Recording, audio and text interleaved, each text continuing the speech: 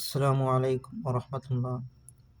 الحمد لله رب العالمين والصلاة والسلام على أشرف المرسلين وعلى آله وصحبه وسلم. നാം കാരണം ഒരാൾ ഹിദായത്തിലായാൽ,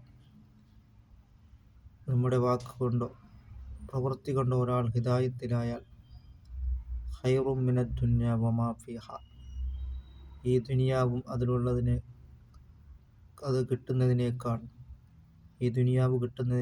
ഏറ്റവും ഖൈർ നാം കാരണം ഒരാൾ ഹിദായത്തിലായതാവുന്നത് കൊണ്ടാണ്. അതുകൊണ്ട് നാം പറഞ്ഞത് കേട്ടൊരാൾ നിസ്കരിച്ചാൽ, നാം പറഞ്ഞത് കേട്ടൊരാൾ ഒരു സ്ത്രീ തലമറച്ചാൽ, ഹിദായത്തിൻ്റെ പാന്താവിലേക്ക് എത്തിയാൽ, അതാണ് ഏറ്റവും ഖൈർ. അതുകൊണ്ട്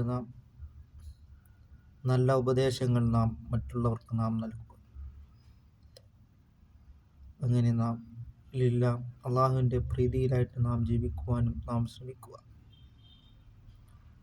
അതുകൊണ്ടാണ് സയ്യിദുനാ റസൂൽ കരീം സ്വല്ലല്ലാഹു അലൈഹി വസല്ലം തങ്ങൾ പറഞ്ഞത്, രണ്ട് കാര്യങ്ങളെപ്പറ്റി അല്ലാഹു റബ്ബുൽ ആലമീൻ ലോകരക്ഷിതാവായ അള്ളാഹുവിൻ്റെ മുന്നിൽ ചോദ്യമുണ്ടാകുന്നതാണ്. ഇവകൾ എന്തിനു വേണ്ടി ചെലവഴിച്ചു? അസ്സിഹത്തു വൽ ഫറാ, അല്ലാഹു തആല നമുക്ക് നൽകിയ ആരോഗ്യ ഒഴിവുകാലവുമാണ്. അല്ലാഹു തആല നമുക്ക് ആരോഗ്യത്തെ നൽകിയിട്ടുള്ളത് അവൻ്റെ തൃപ്തിയിലും പ്രീതിയിലുമായിട്ട് ജീവിക്കാൻ വേണ്ടിയാണ്.